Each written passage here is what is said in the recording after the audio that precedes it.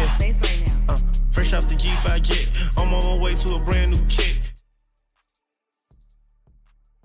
Welcome back, eSIMstudios YouTube channel. A little early today, got a busy afternoon. That's why I won't be able to do the live stream normally scheduled at 2 p.m. We're doing it a little early today, so a little before schedule, which you'll rarely see here with eSIMstudios. But I hope everybody's having a good Tuesday. It is March the 17th, 2026.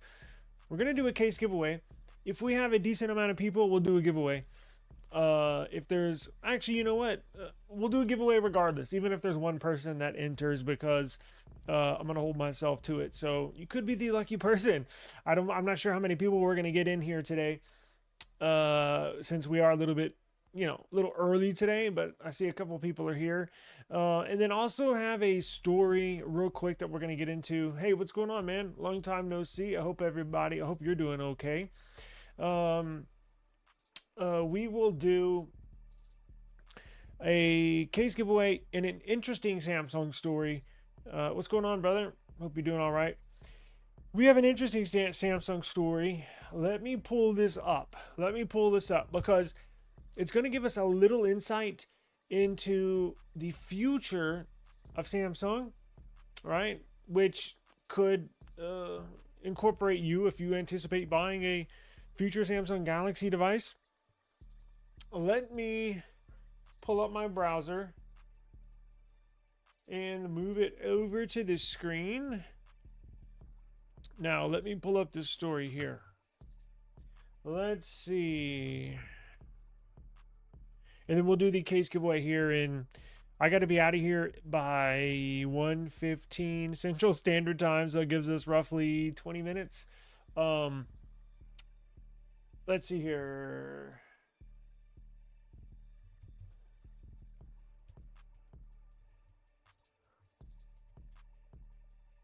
So, I wanted to take a look. Hey, what's going on?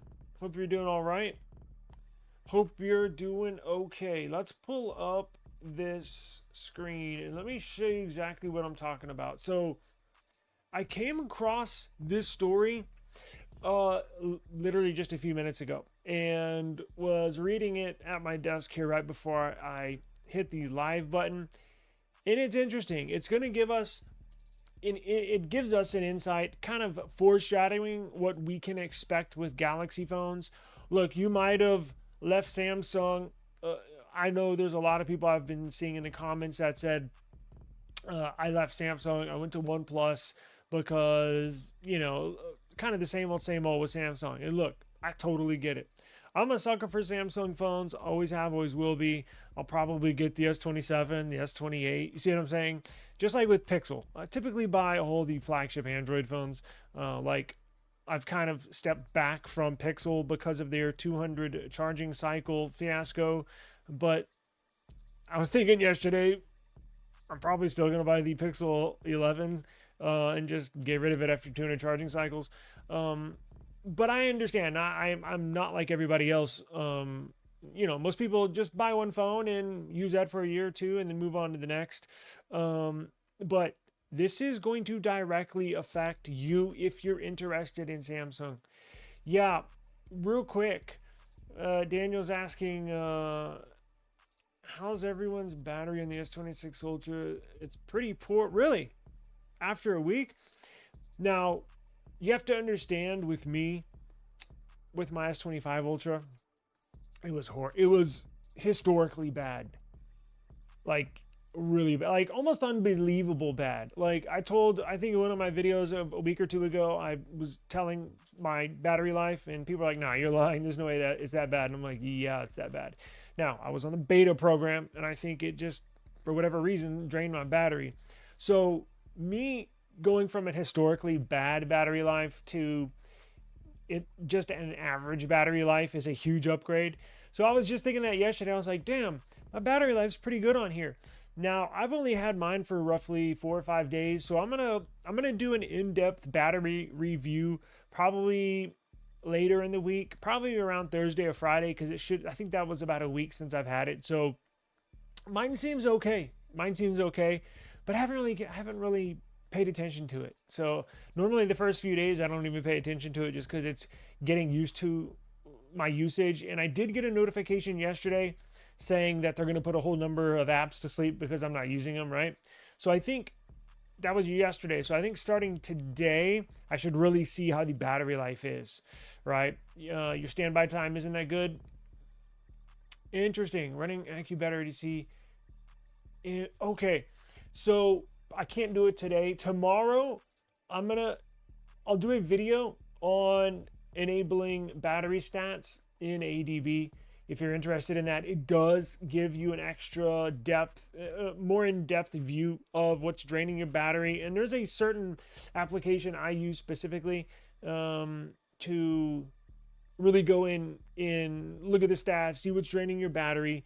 I'll probably do that tomorrow. So I'll put that on my schedule to do tomorrow.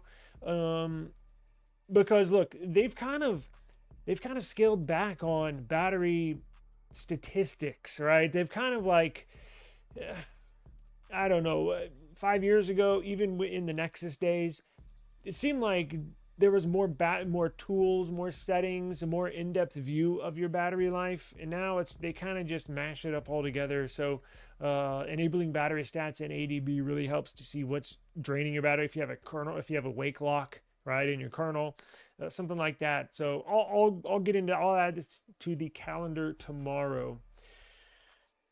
Let's see. Battery life is fine if your settings are correct. People run their phones on max. Yeah, I don't. I know some people do. And yeah, you have to, if you're running max brightness, if you're running QHD, if there's certain things that are battery drainers. That's certainly one of them. I've never been the one to run max brightness because I'm trying to extend my battery life, right? But yeah, that'll do it. That'll do it for sure. Pixels. Yeah, Pixels, OnePlus. It's probably because Samsung has more running in the background. Yeah, a little more time. That's what I'm saying. I'll probably get into that here later in the week. I'll do a video on how to enable battery stats and then in-depth view of the battery life. So getting back into this article, it kind of reminded me of the OnePlus article. Now, Samsung's not going to close shop, so let me just put that out there. Samsung's not closing their mobile division, right? But if there is anything, if there was one step under that, Samsung might be headed in that direction. Now, it's sort of bad news for those of y'all that are hoping Samsung to max out their specs. For those of y'all that are saying we deserve more from Samsung, why didn't Samsung put a UFS 4.1 storage in their phones? Why didn't Samsung put a 10-bit display in their phones? Why didn't they do this? Why didn't they do that? Well, it looks like you're still going to be asking those questions next year and the year after that, and the year after that, quite frankly, because I did not link this article down below. As I mentioned, I literally just came across it. However, when this stream is done, when this is over, as soon as it's over, I'm going to link it down below. So when this is over, come back to the stream, click the title, expand the description box. You're going to want to take a look at this article because it goes in depth to essentially foreshadow, look into the future a little bit of where Samsung mobile division is headed. And it's not pretty, meaning they're not going to just close shop, obviously, but Samsung is going to reduce its mobile division's budget next year by 30%. 30%. Now, with a big company like Samsung, look, I guess, do some homework and find out what their mobile division budget is. I'm sure it's in the hundreds of millions of dollars. So cutting it by a third is drastic. They're asking Samsung mobile employees, Samsung mobile division employees, they're not paying for first class anymore. They're asking people that are eligible to retire but are still staying on the company for for medical health benefits, whatever, retirement, stuff like that, pensions.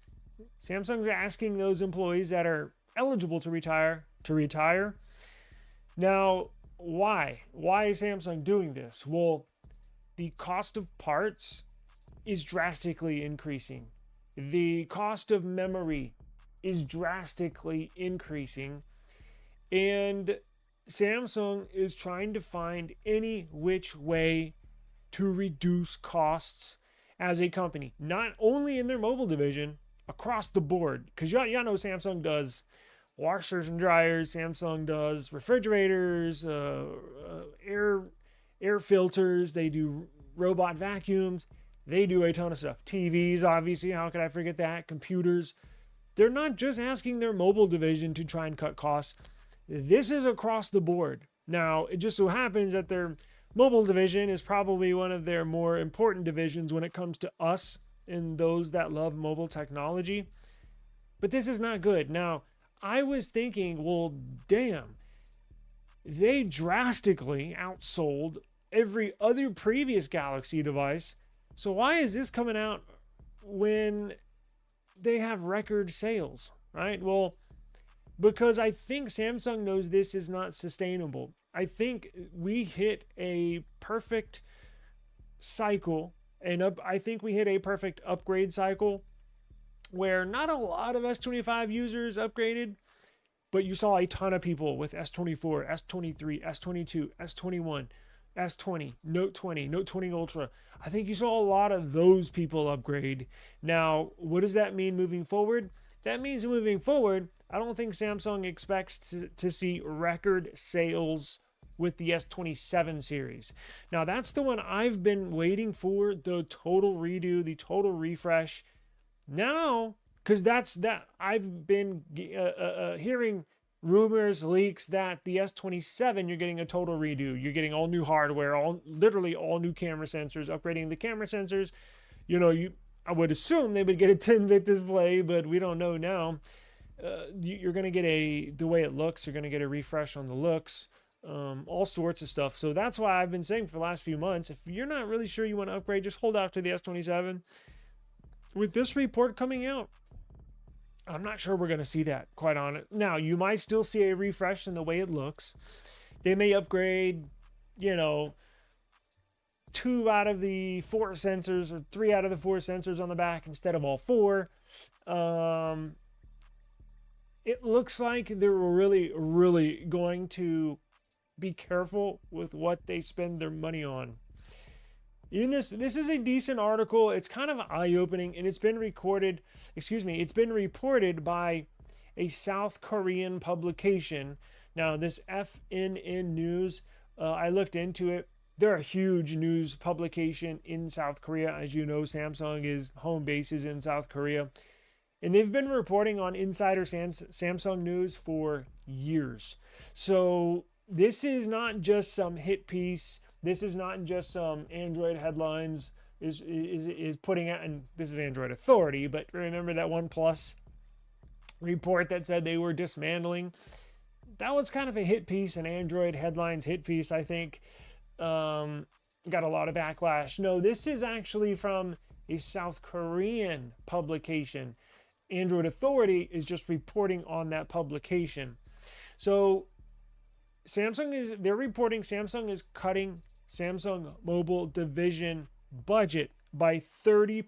Samsung Electronics has entered in quote-unquote emergency management. This was done due to rising costs across the board, including RAM and semiconductors.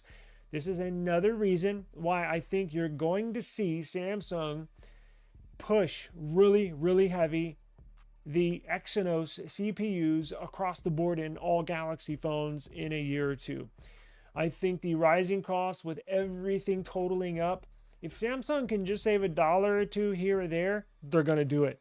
Now, when it comes to the CPU, you can save about $90 per CPU. If they use an Exynos CPU over a Snapdragon CPU, $90 equates to hundreds of millions of dollars they can save. So Believe me, if that opportunity's there, they're going to take it. So they're using this S26 and the Exynos 2600 CPU, kind of like a test run, because this is their first true CPU on their new 2 nanometer GAA packing process.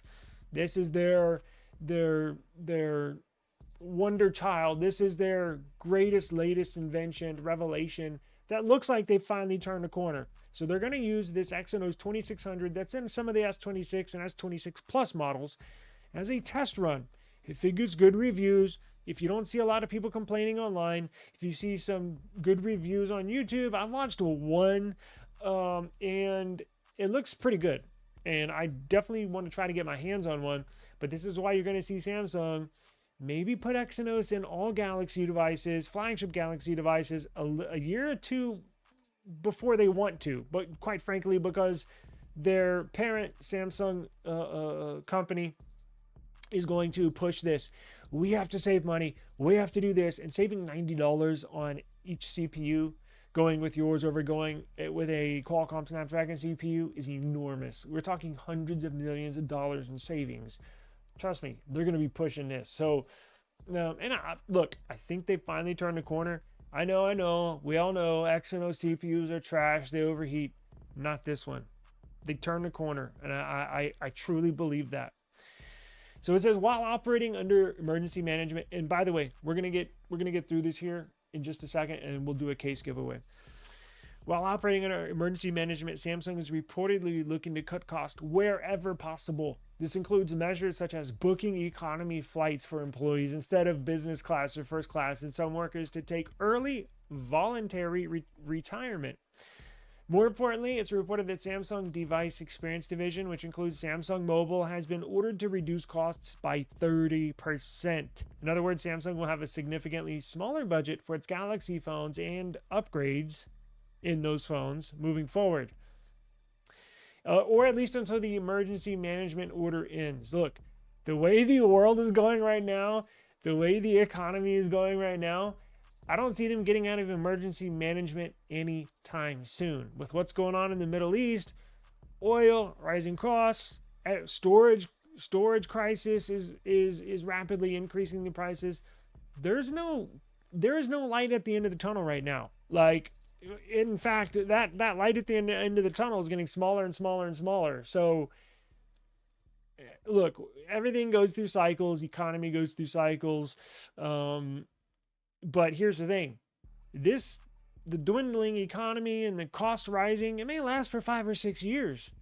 I mean, I hope it doesn't, but theoretically it could, right? Go into a recession, you're looking at probably 8 to 10 years. So eventually I think we'll come out of this, but it may be 10 years from now. You see what I'm saying?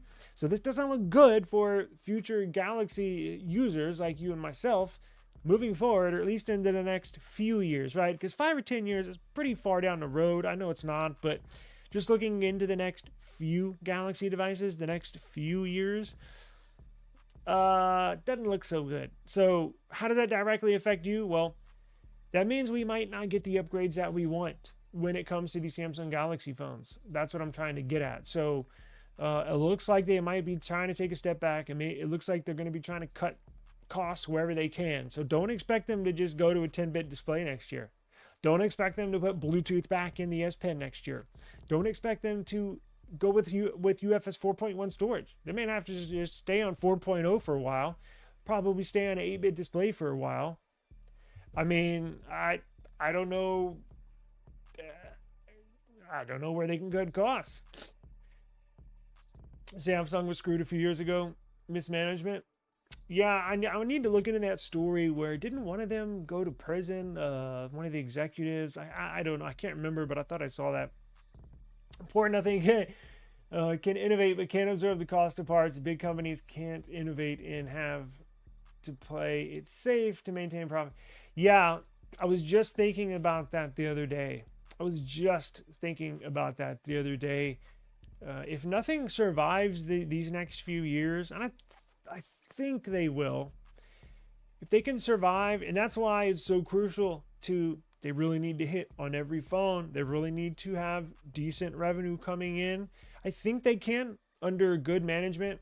And I think Carl, I really like Carl as a person, and I think he's got his head on straight. And I think he has some intelligent people around him on the board and in the company. I think they'll be okay, but God, it has to be the profit margin we gets thinner and thinner every year. They make way too many phones. Yes, they do. Samsung sure does. 80% brightness and everything's pretty much turned on, and I would get good battery life on my S25 Ultra. Well, you are lucky because I don't. Yes. Let's do this. I gotta get out of here. Let's run a case review. So look, do y'all have S26? Okay, let's do this. We'll run a giveaway right now. I'm gonna do an S26 Ultra case giveaway, right? If the winner does not have an S26 Ultra, I'll give you the option. Well, maybe I should say this. Whoever wins, I'll give you an option. You can take the case, or you can take $25 Amazon gift card. Does that sound good? I'm going to give away this CRAVE case. This CRAVE case right here. I think it's what? 20, 25 bucks. We'll do this CRAVE case for the S26 Ultra. You don't have the S26? Well, if you win, as I mentioned, we'll do a Amazon gift card. There you go. There you go. Let's get that set up. So run hashtag case in the chat, hashtag case in the chat. If you win, you have the option. You can take the case, or you can take $25 on Amazon. Maybe I'll just do a Cash App. It's your choice, right? If you win, get with me on the back end and we'll figure it out. So run hashtag case in the chat. All right, got to get out of here.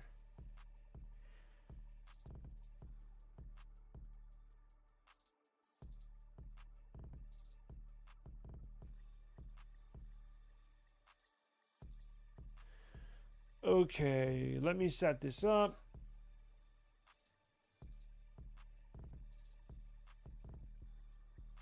Oh, and I think my Nothing Phone 4a Pro, I checked on it yesterday.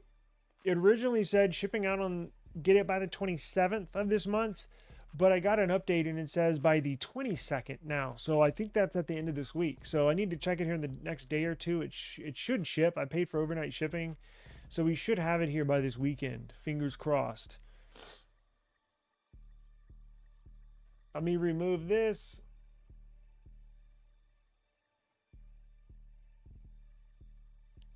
And let me pull up.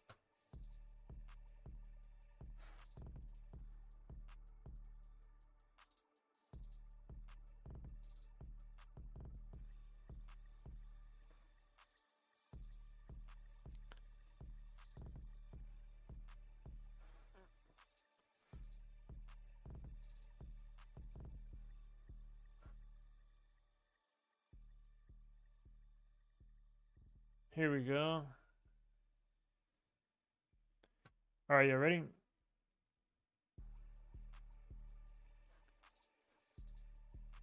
There we go. All right, let's run this and we get at. Oh yeah, duh. I meant to do a story. I'll have to say that for tomorrow. That's what I was going to talk about. See, I've been such a rush this morning. I totally forgot what I had planned for the show. I think the Samsung news is a little bigger with their reduction in the budget for next year. I was going to do, we'll say this for tomorrow. The Z Fold 7 wide, we have more confirmed information on the dimensions of the screen, what it's going to look like. And then the end of the Tri-Fold already. They've already stopped sales after 3 months. So I was out when I saw the price tag and I saw that they weren't going to offer insurance on that device. I'm out. Anyways, we'll say that for tomorrow. So we'll do hashtag case. Ready? Oops, let me do lowercase.